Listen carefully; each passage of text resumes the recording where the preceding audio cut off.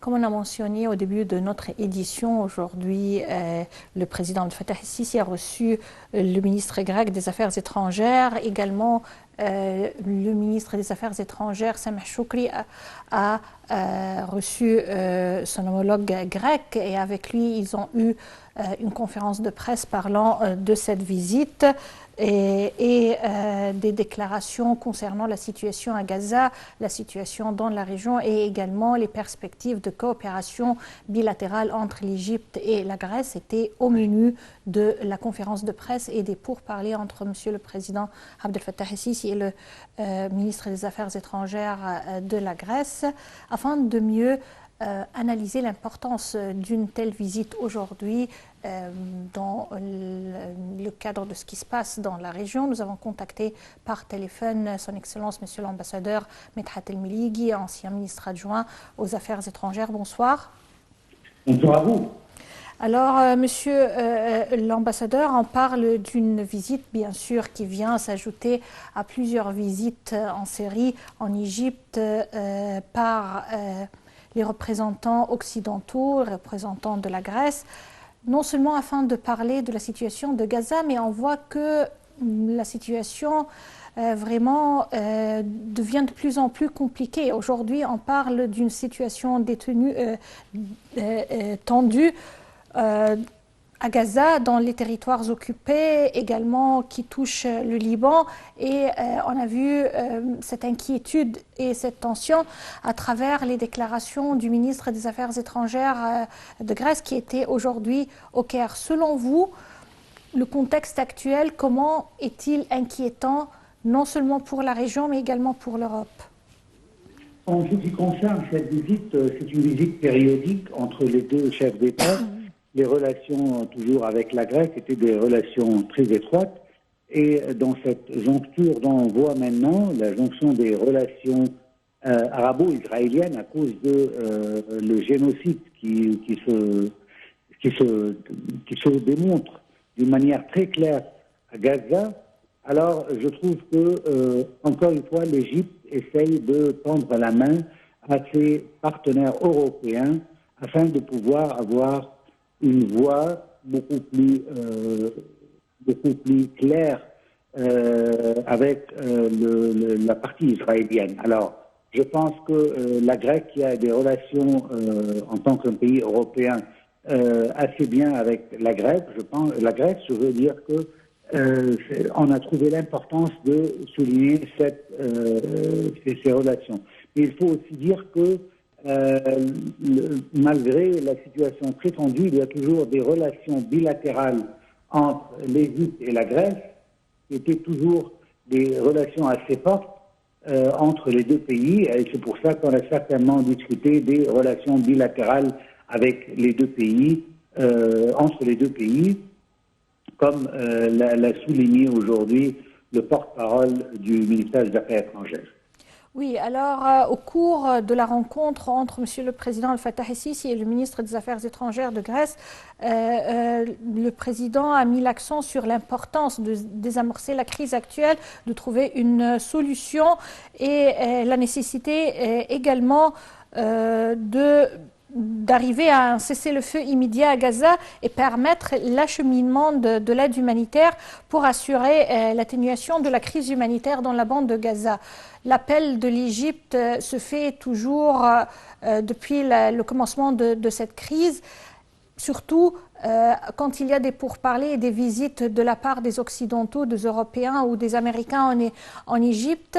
On trouve que peut-être des fois l'autre partie en négociation ou en pourparlers en Égypte manifeste la même volonté, mais sur le terrain, l'Europe, l'Occident n'exerce pas aucune pression pour que ce soit vraiment une solution concrète. Exactement, vous avez totalement raison. Malheureusement, l'Occident en général, notamment les États-Unis et les pays de l'OTAN, ne font pas suffisamment pour forcer ou presser Israël à se plier au droit international. Oui. Comme vous avez déjà vu, l'État sud-africain a déjà présenté sa demande auprès de la Cour internationale de justice pour condamner Israël pour commettre un génocide. Et en même temps, il est important, d'une manière même indirecte, pour l'Égypte de montrer à quel point le peuple palestinien est en train de souffrir. Cela dit, il était très important de souligner que le ministre grec a partagé la position égyptienne. Oui. Et il a vraiment souligné que la crise actuelle réaffirme l'importance cruciale de l'Égypte en tant qu'un pays indispensable pour la stabilité du Moyen-Orient.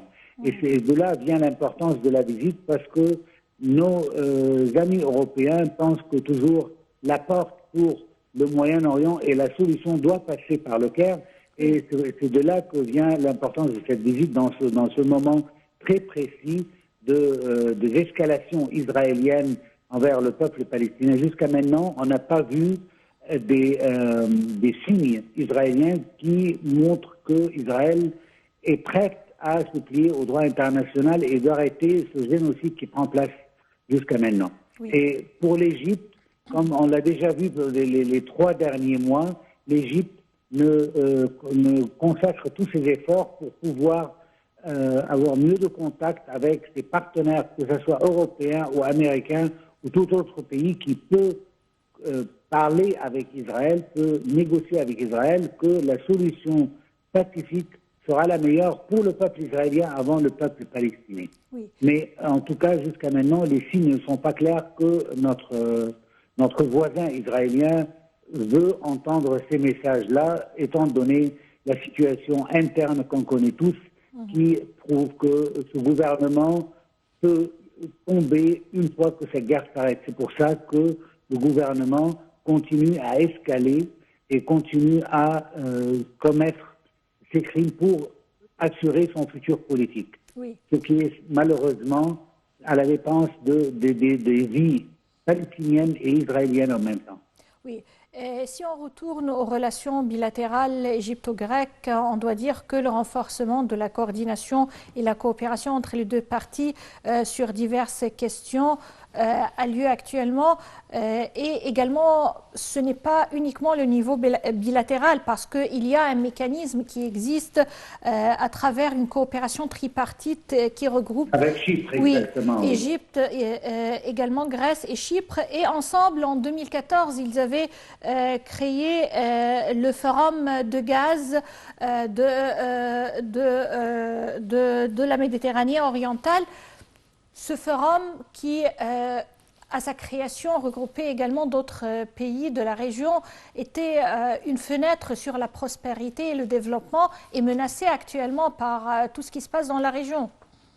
Certainement, bon, cette position actuelle à Gaza est un défi pour tous les pays du Moyen-Orient et même les pays européens, quand vous avez vu la visite du ministre des Affaires étrangères grec, qui montre à quel point que cette guerre-là, qui peut s'étendre dans de nouvelles dimensions, peut vraiment heurter la coopération économique entre les parties concernées, notamment entre l'Égypte et la Grèce et Chypre, dans le domaine du gaz, dans le domaine des investissements. N'oublions pas que l'Égypte aussi a intérêt à tenir ses relations et à les garder d'une manière très forte à cause de la crise économique mondiale, dont l'Égypte est un des victimes de cette crise à cause de d'autres guerres aussi en Europe, comme telle que la guerre russo-ukrainienne.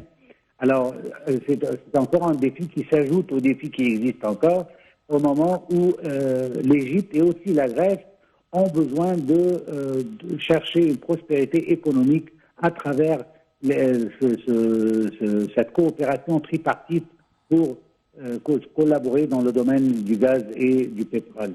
Oui. Cela dit que si on cherche les sources de ce projet, on trouve que la visite vient ici aujourd'hui aussi pour souligner encore une ligne sur l'importance de cette coopération et qu'on doit continuer, malgré les défis de la guerre israélo-palestinienne, qu'on doit toujours continuer sur notre chemin à cause de la crise économique dont les pays passent.